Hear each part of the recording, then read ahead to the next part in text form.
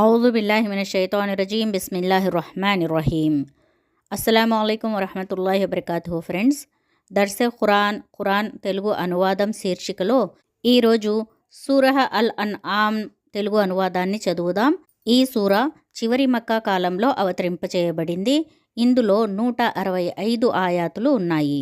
దీని పేరు 136వ ఆయాతు నుండి తీసుకోబడింది. అన్ఆమున్ అంటే పశువులు. 162, 163వ ఆయాతులలో ఉన్న ప్రార్థన ఎంతో మహత్వమైనది. ఇంకా 50వ ఆయత్ ఎంతో ముఖ్యమైనది. దీని యొక్క అర్థం, ఓ ప్రవక్త, వారితో ఇలా అను, నా వద్ద అల్లాహ్ కోశాగారాలు ఉన్నాయని గాని లేదా నాకు అగోచర జ్ఞానం ఉన్నదని గాని నేను మీతో అనడం లేదు, లేదా నేను దేవదూతనని కూడా అనడం లేదు. కానీ నేను కేవలం నాపై అవతరింపచేయబడిన దివ్య జ్ఞానాన్ని మాత్రమే అనుసరిస్తున్నాను. ఫ్రెండ్స్, రండి ఇప్పుడు మనం దీని యొక్క పూర్తి అనువాదాన్ని చదువుదాం. 1వ ఆయతు నుంచి. వీడియోలో PDF పెడుతున్నాము. ఇంట్రెస్ట్ ఉన్నవాళ్ళు చూసి చదవండి. అనంత కరుణామయుడు, అపార కృపాశీలుడు అయిన అల్లాహ్ పేరుతో ప్రారంభిస్తున్నాను. స్తోత్రం అల్లాహకు మాత్రమే శోభిస్తుంది. ఆయన భూమిని, ఆకాశాలను నిర్మించాడు, వెలుగును, చీకట్లను సృష్టించాడు. అయినా సత్య సందేశాన్ని స్వీకరించటానికి నిరాకరించిన వారు ఇతరులను తమ ప్రభువుకు సమానులుగా పరిగణిస్తున్నారు. ఆయనే మిమ్మల్ని మట్టితో సృజించాడు. తరువాత మీ కొరకు ఒక జీవన వ్యవధిని నిర్ణయించాడు. ఆయన వద్ద నిర్ణయమై ఉన్న మరొక వ్యవధి కూడా ఉంది. కానీ మీరు ఇంకా సంశయంలోనే పడి ఉన్నారు. ఆ ఏకైక దైవమే ఆకాశాలలోనూ ఉన్నాడు, భూమిలోనూ ఉన్నాడు. మీరు బయటికి తెలియపరిచేది, లోపల దాచిపెట్టేది అంతా ఆయనకు తెలుసు. మీరు సముపార్జించుకునే చెడును, మంచిని ఆయన బాగా ఎరుగును. ప్రజల స్థితి ఏమిటంటే, వారి ముందుకు వచ్చిన తమ ప్రభువు సూచనలలో వారు వైముఖ్యం చూపని సూచన ఏదీ లేదు. ఇప్పుడు వారు తమ వద్దకు వచ్చిన సత్యాన్ని కూడా అసత్యమని తిరస్కరించారు. సరే, వారు ఇంతవరకు ఎగతాళి చేస్తూ వచ్చిన విషయానికి సంబంధించిన కొన్ని వార్తలు త్వరలోనే వారికి అందుతాయి. తమ తమ కాలాలలో అధిక ప్రాబల్యం కల ఎన్ని జాతులను మేము వారికి పూర్వం నాశనం చేశామో వారు చూడలేదా? మేము మీకు ప్రసాదించని అధికారాన్ని పుడమిపై వారికి ప్రసాదించాము. వారిపై మేము ఆకాశం నుండి మంచి వర్షాలను కురిపించాము, క్రింద నదులను ప్రవహింపచేశాము. కానీ వారు మా అనుగ్రహాల పట్ల కృతజ్ఞత చూపితే చివరకు మేము వారు చేసిన పాపాల ఫలితంగా వారిని సర్వనాశనం చేశాము. వారి స్థానంలో మరొక తరం జాతులను లేపాము.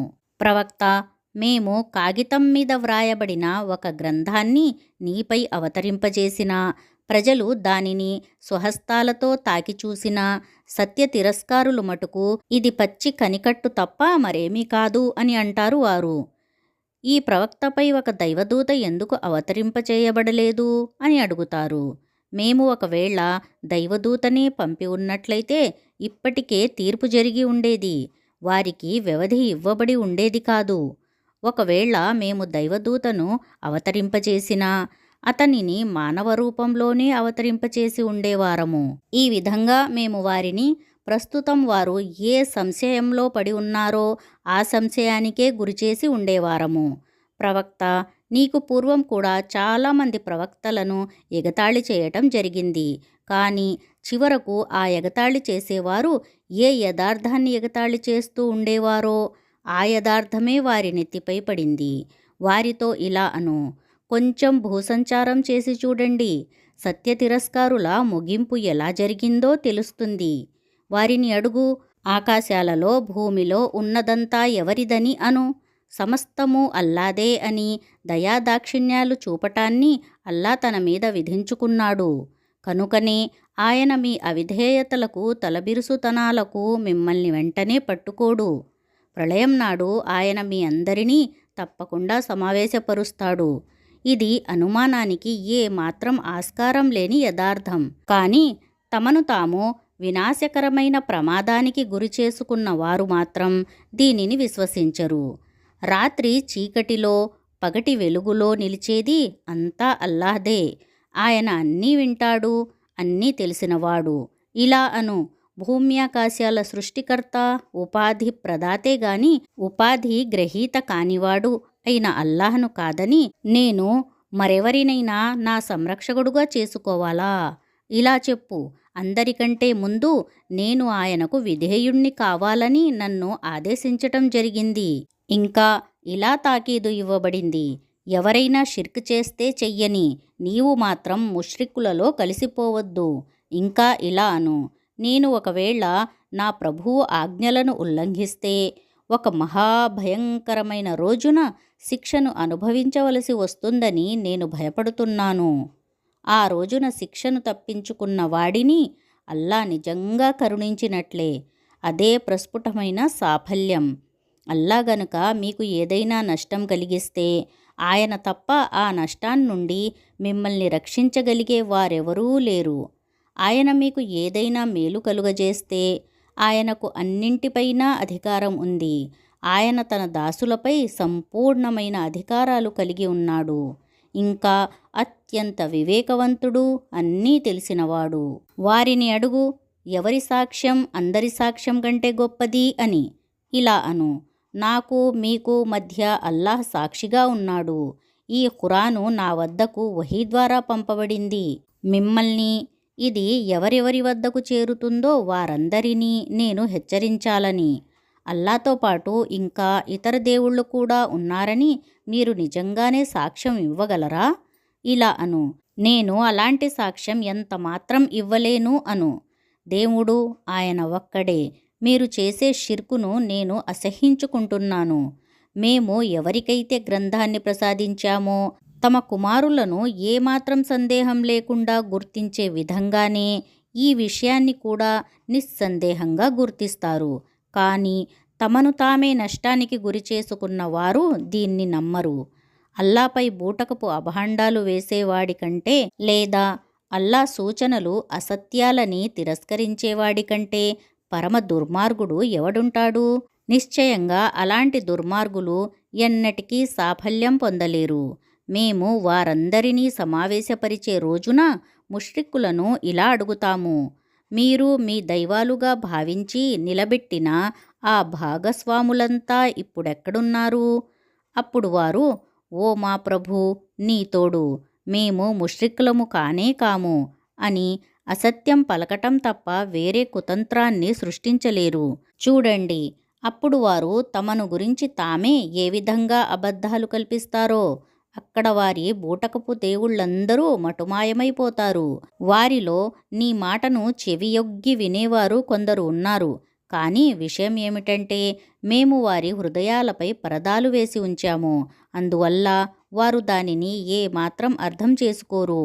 వారి చెవులను మొద్దుబారేటట్లు చేశాము. కనుక అంతా విన్నప్పటికీ ఏమీ వినలేరు. వారు ఏ సూచనను చూసినా దానిని విశ్వసించటం అనేది జరగదు. చివరకు వారు నీ వద్దకు వచ్చి నీతో వాదులాడేటప్పుడు వారిలో తిరస్కరించాలనే నిర్ణయం చేసుకున్నవారు అంతా విన్న తరువాత ఇదంతా పాతకాలపు గాథ తప్ప మరేదీ కాదు అని అంటారు. వారు ప్రజలను ఈ సత్య విషయాన్ని విశ్వసించకుండా ఆపుతారు. స్వయంగా వారు కూడా దానికి దూరంగా పారిపోతారు. ఇలా చేసి నీకు హాని కలగజేస్తున్నామని వారు భావిస్తారు. వాస్తవానికి వారు అసలు తమ వినాశాన్ని తామే కొని తెచ్చుకుంటున్నారు. కానీ వారికి దాని స్పృహ లేదు. నరకం గట్టుపై వారిని నిలబెట్టే దృశ్యాన్ని నీవు గనక చూడగలిగితే ఎంత బాగుంటుంది. అప్పుడు వారు ఇలా అంటారు, అయ్యో, మేము మళ్ళీ భూలోకానికి తిరిగి పంపబడే మా ప్రభువు సూచనలు అసత్యాలని తిరస్కరించకుండా ఉండే విశ్వాసులలో మేము కలిసిపోయే మార్గం ఏదైనా ఉంటే ఎంత బాగుండును. వాస్తవానికి వారు ఇలా అనటానికి కారణం కేవలం వారు కప్పిపుచ్చిన సత్యం అప్పుడు వారి ముందు బహిర్గతం కావటమే. ఒకవేళ వారిని గత జీవితం వైపునకు తిరిగి పంపితే నిషేధించటం జరిగిన దాన్నంతా మళ్ళీ చేస్తారు. వారు అసలు ఎల్లప్పుడూ అబద్ధం చెప్పేవారే కనుక వారు తమ ఈ కోరికను వ్యక్తం చెయ్యటంలో కూడా అబద్ధాన్ని ప్రయోగిస్తారు. వారు ఈనాడు ఇలా అంటారు, జీవితం అంటే కేవలం ఇహలోక జీవితమే, మరణం తరువాత మనం మళ్ళీ లేపబడటం అనేది జరగదు. వారు తమ ప్రభువు ముందు నిలబెట్టబడే దృశ్యాన్ని నీవు చూడగలిగితే ఎంత బాగుండును. అప్పుడు వారి ప్రభువు వారిని, ఇదంతా యథార్థం కాదా అని అడుగుతాడు. వారు ఇలా అంటారు, అవును మా ప్రభూ, ఇదంతా యథార్థమే. అప్పుడు ఆయన ఇలా సెలవిస్తాడు, సరే, అయితే మీరు యథార్థాన్ని తిరస్కరించిన దానికి ఫలితంగా ఇప్పుడు శిక్షను చవిచూడండి. అల్లాతో తమ సమావేశపు వర్తమానాన్ని అబద్ధంగా పరిగణించిన వారు నష్టానికి గురి అయ్యారు. అకస్మాత్తుగా ఆ గడియ వచ్చిపడినప్పుడు వారే వాపోతారు, అయ్యో, ఈ విషయంలో మేము ఎంత పొరపాటు చేశాము అని. వారి పరిస్థితి ఎలా ఉంటుందంటే, తమ పాపాల బరువును తమ వీపులపై మోస్తూ ఉంటారు. చూడండి, వారు మోస్తూ ఉన్న ఈ బరువు ఎంత చెడ్డదో. ఇహలోక జీవితం ఒక ఆట, ఒక తమాషా మాత్రమే. వాస్తవానికి నష్టం నుండి తప్పించుకొనగోరే వారికి పరలోకవాసమే అత్యంత శ్రేష్టమైనది. అయితే మీరు బుద్ధిని ఉపయోగించరా? ప్రవక్త, ఈ ప్రజలు కల్పించే మాటల వల్ల నీకు బాధ కలుగుతుందనే విషయం మాకు బాగా తెలుసు. కానీ వారు తిరస్కరించేది నిన్ను కాదు. ఈ దుర్మార్గులు వాస్తవానికి తిరస్కరిస్తున్నది అల్లా ఆయాతులనే. నీకు పూర్వం కూడా చాలామంది ప్రవక్తలు తిరస్కరించబడ్డారు. కానీ వారు ఆ తిరస్కారానికి, తాము గురిచెయ్యబడిన వ్యధలకు సహనం వహించారు. చివరకు మా సహాయం వారికి అందింది. అల్లా మాటలను మార్చే శక్తి ఎవరికీ లేదు. పూర్వపు ప్రవక్తలకు జరిగిన దాని సమాచారాలు నీకు ఇదివరకే అందాయి. అయినా ఒకవేళ నీకు వారి వైముఖ్యాన్ని భరించటం కష్టంగా ఉంటే, నీకు గనక శక్తి ఉంటే భూమిలో ఒక సొరంగాన్ని వెదకి లేదా ఆకాశానికి నిచ్చెన వేసి వారి వద్దకు ఏదైనా సూచనను తీసుకొచ్చే ప్రయత్నం చెయ్యి. అల్లా గనక కోరి ఉంటే వారందరినీ సన్మార్గంపై చేర్చి ఉండేవాడే. కనుక నీవు అవివేకివి కావద్దు. వినేవారు మాత్రమే సత్య సందేశాన్ని స్వీకరిస్తారు. ఇక మృతుల విషయం, అల్లా వారిని నేరుగా గోరీల నుండే లేపుతాడు. తరువాత వారు ఆయన న్యాయస్థానంలో హాజరు అయ్యేందుకు తిరిగి తీసుకొని రాబడతారు. ఈ ప్రవక్తపై అతని ప్రభువు తరపు నుండి ఏదైనా సూచన ఎందుకు అవతరింపచేయబడలేదు అని వారు అడుగుతారు. అను, అల్లాహకు సూచనను అవతరింపచేసే శక్తి పూర్తిగా ఉంది అని. అయితే వారిలో అనేకులు అజ్ఞానంలో పడి ఉన్నారు. భూమిపై సంచరించే ఏ జంతువునైనా, గాలిలో రెక్కలతో ఎగిరే ఏ పక్షినైనా చూడండి. ఇవన్నీ మీ వంటి జీవరాశులే. వాటి విధివ్రాత ఉన్న గ్రంథంలో మేము ఏ కొరత చెయ్యలేదు. తరువాత ఇవన్నీ తమ ప్రభువు వద్ద ప్రోగు చెయ్యబడ్డవే. అయితే మా సూచనలను తిరస్కరిస్తూ ఉన్నవారు చెవిటివారు, మూగవారు, చీకట్లలో పడి ఉన్నవారు. అల్లా తాను కోరిన వారిని మార్గభ్రష్టులుగా చేస్తాడు. తాను కోరిన వారిని రుజుమార్గవర్తనులుగా చేస్తాడు. వారితో ఇలా అను, కొంచెం ఆలోచించి చెప్పండి. ఎప్పుడైనా అల్లా తరపు నుండి ఏదైనా పెద్ద ఆపద మీపై వచ్చిపడినప్పుడు లేదా చివరి గడియయే దాపురించినప్పుడు మీరు అల్లాను తప్ప మరెవర్నైనా పిలుస్తారా? చెప్పండి. మీరు సత్యవంతులే అయితే అప్పుడు మీరు అల్లానే పిలుస్తారు. ఆయన గనక కోరితే ఆ ఆపదను మీపై నుండి తొలగిస్తాడు. అటువంటి సందర్భాలలో మీరు నిలబెట్టిన దైవత్వపు భాగస్వాములను మీరు మర్చిపోతారు. మీకు పూర్వం అనేక జాతుల వద్దకు మేము ప్రవక్తలను పంపాము. ఆ జాతులను మేము కష్టాలకు, కడగళ్లకు గురిచేశాము. వారు మా ముందు వినయంతో తలవంచాలని, మా తరపు నుండి వారిపైకి ఆపద వచ్చిపడినప్పుడు వారు ఎందువల్ల వినమ్రులు కాలేదు. కాని వారి హృదయాలు మరీ కఠినమయ్యాయి. శైతాను మీరు చేసేదంతా బాగానే ఉంది అని వారిని నమ్మించాడు. తరువాత వారు తమకు చెయ్యబడిన హితోపదేశాన్ని విస్మరించినప్పుడు మేము వారి కొరకు సకల భోగ భాగ్యాల ద్వారాలను తెరిచాము. చివరకు వారు తమకు ప్రసాదించబడిన ఆనందాలలో నిమగ్నులై ఉండగా అకస్మాత్తుగా మేము వారిని పట్టుకున్నాము. అప్పుడు పరిస్థితి ఎలా ఉందంటే, వారు ప్రతి మేలు విషయంలో హతాశులయ్యారు. ఈ విధంగా దుర్మార్గానికి పాల్పడిన వారిని సమూలంగా నిర్మూలించటం జరిగింది. సకల లోక ప్రభువైన అల్లాహయే స్తుతికి పాత్రుడు. ఆయన వారిని సమూలంగా నాశనం చేశాడు. ప్రవక్త, వారితో ఇలా అను, మీరెప్పుడైనా ఆలోచించారా? అల్లా మీ చూపును, మీ వినికిడిని మీ నుంచి లాక్కుంటే, మీ హృదయాలకు ముద్ర వేస్తే, మళ్ళీ మీకు ఈ శక్తులను అల్లా తప్ప తిరిగి ఇవ్వగల మరొక దేవుడెవడున్నాడు? చూడు, ఏ విధంగా మేము మాటి మాటికి మా సూచనలను వారికి తెలుపుతామో, మరే విధంగా వారు వాటి నుండి తమ దృష్టిని మరల్చుకుంటారో. ఇలా అను, మీరెప్పుడైనా యోచించారా? అల్లా తరపు నుండి అకస్మాత్తుగానో బహిరంగంగానో మీపై శిక్ష అవతరిస్తే అప్పుడు దుర్మార్గులు తప్ప మరెవరైనా నాశనమవుతారా? మేము ప్రవక్తలను పంపేది వారు సచ్చరిత్రులకు సంతోషవార్తను ఇచ్చేవారు, దుశ్చరిత్రులను భయపెట్టేవారు కావాలని. కనుక వారి మాట విని తమ నడవడికను సంస్కరించుకునే వారికి భయం కానీ విచారం కానీ కలిగే అవకాశం లేదు. కానీ మా ఆయాతులు అసత్యాలని తిరస్కరించేవారు తమ అవిధేయతలకు ఫలితంగా శిక్ష తప్పకుండా అనుభవిస్తారు.